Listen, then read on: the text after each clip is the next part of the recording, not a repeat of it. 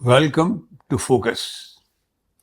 हमारे पिछले फोकस के एपिसोड में, फोकस 19 में, हमने कोलकाता हॉरर स्टोरी के बारे में बात की थी, जो कि एक 31 वर्षीय हॉस्पिटल इंटर्न के रेप और मर्डर के बारे में थी, जो कि आरजी कार मेडिकल कॉलेज में हुआ। आज उसी स्टोरी का यह अगला भाग करना जरूरी हो गया, इसलिए मैं इसे कोलकाता हॉरर पार्ट 2 कहूंगा। वो पार्ट 1, ये पार्ट 2। इनफ इज इनफ, बहुत हो गया। ये मेरे शब्द नहीं है, ये शब्द हैं हमारे देश की प्रेसिडेंट, राष्ट्रपति श्रीमती द्रौपदी मुर्मू के। ये देखिए, आज का इंडियन एक्सप्रेस। कल से ये स्टोरी चल रही है एक्सप्रेस में। ये स्टोरी कल जो हुआ उसका जिक्र करती है। Enough is enough, says president as she raises Kolkata women safety. अच्छी बात है, हमारे राष्ट्रपति को इसकी चिंता होनी चाहिए। पर राष्ट्रपति को जो भी वो कहती हैं, एक एक शब्द, एक एक वाक्य, उसकी गहराई, उसके असर क्या होंगे, उसको बैलेंस के साथ ठंडे दिमाग से सोचना जरूरी है। क्या उन्होंने सोचा इसके क्या परिणाम हो सकते हैं ऐसे वक्त में? इसको एक्सप्लेन करने से पहले मैं एक धृष्टता करना चाहूंगा। बहुत हम्बली मैं हमारी प्रेसिडेंट साहिबा से, श्रीमती द्रौपदी मुर्मू से, जो खुद एक आदिवासी महिला हैं और लेजिस्लेचर में रह चुकी हैं, उनसे एक सवाल करने की धृष्टता करना चाहूंगा। मणिपुर में जो हुआ more than a year ago, मई 2023 में हुआ था। 2-3 महिलाओं को बिल्कुल नग्नावस्था में मणिपुर की सड़कों पर चलाया गया, और जो लोग थे, जो चल रहे थे, लोग, आदमी, पुरुष, उनके प्राइवेट पार्ट्स को, उनके उन हिस्सों को जिन्हें अक्सर ढका जाता है, बिल्कुल नंगी वो चल रही थी और उन पार्ट्स को वो छू रहे थे। उसके बाद उनका खेतों में रेप किया गया। क्या द्रौपदी मुर्मू जी ने, हमारी प्रेसिडेंट साहिबा ने, उसके बारे में कोई टिप्पणी की? करती तो अच्छा होता। इसी तरह से हाथरस, वहां जो हुआ, एक साधारण महिला को जिस तरह से कई लोगों ने रेप किया, फिर खेत में ले जा करके कोई एक्शन पुलिस ले, उससे पहले ही जला भी डाला गया। पुलिस को की पूरी नॉलेज में पूरी चीज रही, यूपी पुलिस की। क्या उसके बारे में उन्होंने कभी कुछ कहा? क्या उन्होंने कानपुर में जो महिलाओं के साथ रेप हुआ और उन्हें मार दिया गया, एमपी में हुआ, महाराष्ट्र बदलापुर में 2-3 छोटी छोटी बच्चियों के साथ, और 2 दिन पहले ही फर्रुखाबाद मैनपुरी में 2 महिलाओं को रेप करने के बाद मारकर पेड़ों से लटका दिया गया। क्या उसके बारे में कुछ कहा? यह सेलेक्टिव कमेंट क्यों, या सेलेक्टिव एमनीजिया, भूलना क्यों? श्रीमती द्रौपदी मुर्मू, हमारी प्रेसिडेंट साहिबा, का पद सिर्फ सम्माननीय नहीं है, बहुत बड़ी जिम्मेदारी है उस पद पर। वो हमारे कॉन्स्टिट्यूशन की रक्षक हैं। She is the guardian, the protector of our constitution. Our constitution gives her the unparalleled power. She is the supreme commander of our forces, our armed forces. हमारे संविधान में जो एक एक बात कही गई है, उसकी रक्षा करना उनका कर्तव्य है, वरना वो अपनी ड्यूटी भूल जाएंगी। क्या वो भूल गई कि किस तरह से महिला पहलवानों को पार्लियामेंट के बाहर, जबकि नई पार्लियामेंट का विमोचन हुआ था लास्ट ईयर मई में 2023 में, किस तरह से पुलिस ने घसीट कर, डंडे मारकर हटाया वहां से, क्योंकि वहां प्रदर्शन कर रही थी। किस लिए कर रही थी? क्योंकि यौन शोषण के आरोप थे बीजेपी के एमपी साहब पर, और उन्हें हटाया नहीं गया ऑलमोस्ट साल भर तक। द्रौपदी मुर्मू जी आपने बहुत आहत किया है बहुत सारे लोगों को। काश जब आप ये कह रही थी तो एक जनरल बात कहती। आपने सिर्फ एक जगह की घटनाओं का जिक्र किया, इससे आपने एक बहुत बड़ी जो आपकी जिम्मेदारी है उसके प्रति शक पैदा कर दिया, और वो जिम्मेदारी है फेडरलिज्म की, क्योंकि पूरा नक्शा साफ समझ में आ रहा है, तैयारी क्या हो रही है, जिसका संकेत मैंने इससे पिछले फोकस 19 में भी किया था।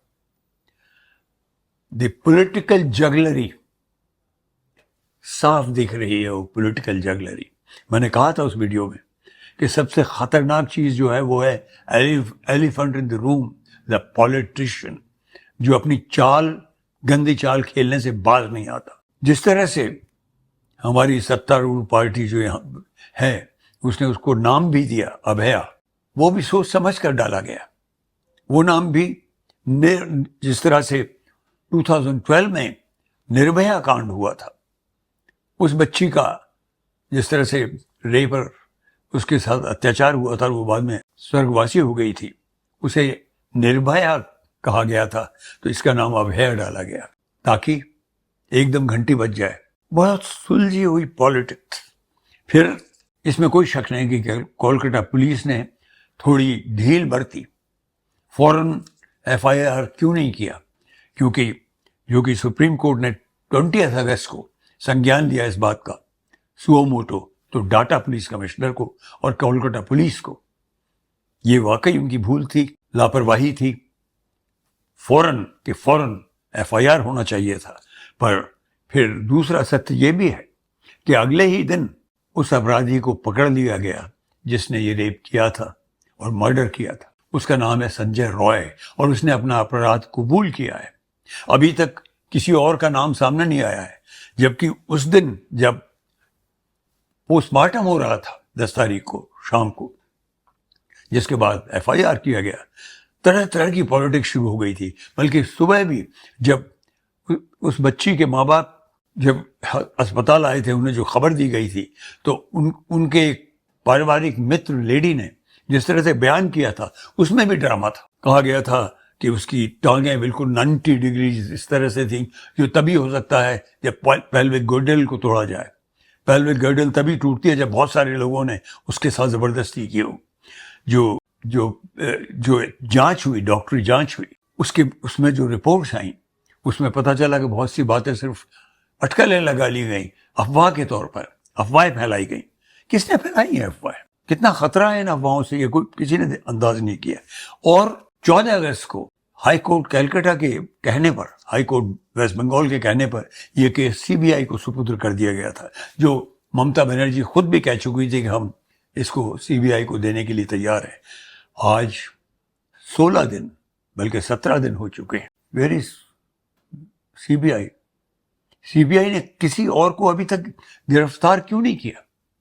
बार बार वो एक व्यक्ति को जरूर और सही उसके साथ इंटरोगेशन कर रहे हैं, वो है principal RG Kar medical college और हॉस्पिटल के जो इंचार्ज थे उनको, जिनके ऑफिस से गलत खबरें गई माँ बाप के पास कि आपकी बेटी पहले बीमार है, बहुत तबीयत ठीक नहीं है, और फिर बताया गया उन्हें कि उसने आत्महत्या कर ली है, और फिर उन्हें 3-4 घंटे बिठा के रखा गया।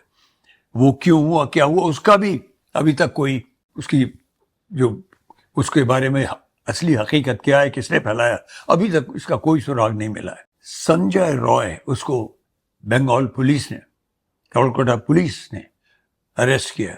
मुझे इसके बारे में शक शुरू से हो गया था जब कलकत्ता पुलिस के कमिश्नर साहब ने एक इंटरव्यू दिया। They can also investigate if there have been anything on our part, which we have deliberately done to destroy evidence. We are liable, legally liable. Absolutely. Why this impression is being created that UD case necessarily means it is a case of suicide? It is not true. Please. The entire population is being made to understand that UD case means suicide. We wanted to make it a case of suicide. It is not true. You must consult legal experts. You must consult people not just in Bengal, not just in Calcutta police, but anywhere in the country. Go through the section of the law. Please don't spread rumors. It is creating issues in the society. People are having lack of trust. This ultimate loser is the society, the Calcutta police. There is nothing, absolutely nothing. I have been telling from day one that we have nothing to hide. उसमें साफ झलक रहा था, उन्होंने बड़े खुल के कहा कि हमने फौरन इसको एप्रीहेंड किया और इस शख्स को हमने गिरफ्तार कर लिया है, उसने अपना एक्यूज ने अपना गुनाह कबूल कर लिया है और इस चीज़ को पोलिटिसाइज किया जा रहा है and he requested the public to be little guarded. मुझे तभी कुछ दाल में काला सा लगने लगा था और वही लग रहा है, क्योंकि सारी कोशिश जो कि मैंने पिछले वीडियो में कही ये है कि किसी तरह से बंगाल गवर्नमेंट को, ममता गवर्नमेंट को, टीएमसी की जो उनकी सरकार है उसे गिराया जाए और हड़प ली जाए वहाँ की सत्ता भी, क्योंकि बीजेपी कई मकसद है उसके। एक तो ये कि ये महंगाई, बेरोजगारी, ये जो इश्यूज हैं इनसे ध्यान बटाया जाए, ये कह चुका हूँ मैं, और ममता गवर्नमेंट को गिराया जाए और इंडिया अलायंस को वीक कर दिया जाए, तोड़ दिया जाए। क्योंकि इतनी चीजें जो कि इतनी आंखों में थी, जैसे एक मोटरसाइकिल के साथ संजय रॉय को दिखाया गया और कहा गया कि संजय रॉय की जो मोटरसाइकिल है वो पुलिस कमिश्नर कलकत्ता के नाम से रजिस्टर्ड है। एक टीवी चैनल है, वही चैनल मैं कभी कभी देखता हूँ क्योंकि सारे चैनल बिक चुके हैं पूरी तरह से। ये चैनल भी बिका हुआ चैनल है, ये इंडिया टुडे। पर इतना नाटकीय तरीके से ड्रामेटिकली, मेलोड्रामेटिकली बार बार टिकर चल रहे थे कि कलकत्ता पुलिस कमिश्नर के नाम से उसकी संजय रॉय की मोटरसाइकिल थी। सीधा एविडेंस मिल गया है। पता चला कि जितनी गाड़ियां भी पुलिस की होती हैं वो सारी पुलिस कमिश्नर के ऑफिस के नाम से रजिस्टर्ड होती हैं। वो जो कागज दिखाया गया उनमें उनका पर्सनल नाम कहीं नहीं था। पुलिस कमिश्नर साहब का commissioner, the office of the police commissioner of Kolkata लिखा हुआ था उस कागज पर, और उसको पोलिटिसाइज किया गया। इसी तरह से चैनल्स पूरी तरह से लगे हुए हैं, डेमोन्स्ट्रेशंस पर डेमोन्स्ट्रेशन। अभी तक खुलकर सीबीआई ने कुछ क्यों नहीं बताया? अगर कुछ कहीं वाकई भूल चूक ये सब हुआ है तो सामने आना चाहिए। और संजय रॉय को भी गिरफ्तार किया है तो कलकत्ता पुलिस ने किया है, सीबीआई ने नहीं किया है। और संजय रॉय का चरित्र कैसा है वो खुलकर कई दफे बाहर आ चुका है। उसकी 2-3 शादियां हो चुकी हैं, उसकी कोई पत्नी मारी भी गई है और वो बहुत वायलेंट आदमी है। He is a drunkard psychopath. उस दिन भी वो बहुत शराब पिए हुए अपने एक साथी गौरव के साथ रात में निकला था। 2 अलग अलग होर हाउसेस में गया, सोना गाची और एक और वहाँ कुछ नहीं तो एक लड़की को सड़क पर पकड़कर उन्होंने पीटा।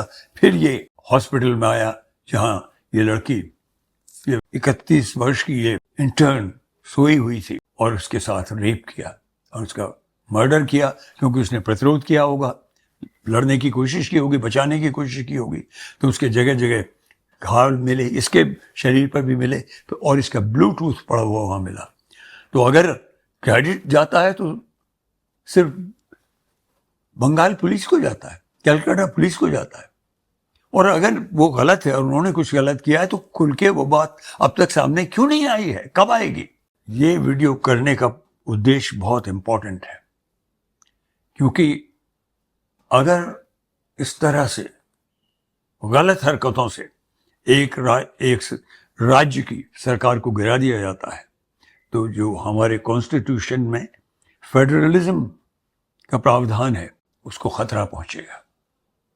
और अगर वो खतरा पहुंचा तो इसके लिए कौन जिम्मेदार होगा? हमारी गवर्नमेंट तो नहीं करेगी, प्रधानमंत्री तो है ही नहीं, पूरे देश के प्रधानमंत्री नहीं है, वो सिर्फ बीजेपी के प्रधानमंत्री हैं।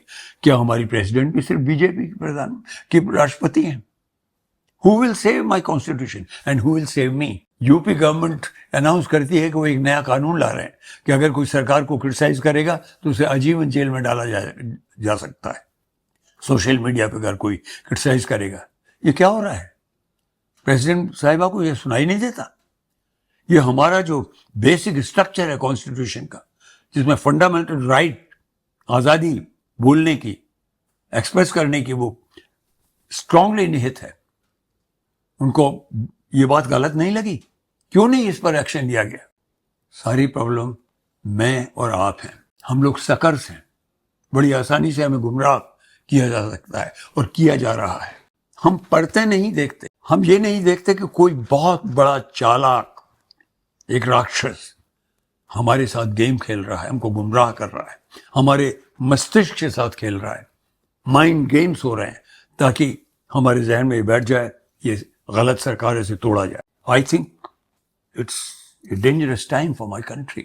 I think we all have to wake up or have to say goodbye to so-called democracy, azadi that we had, which is strongly important for us, which we very sincerely cherished for. Please wake up.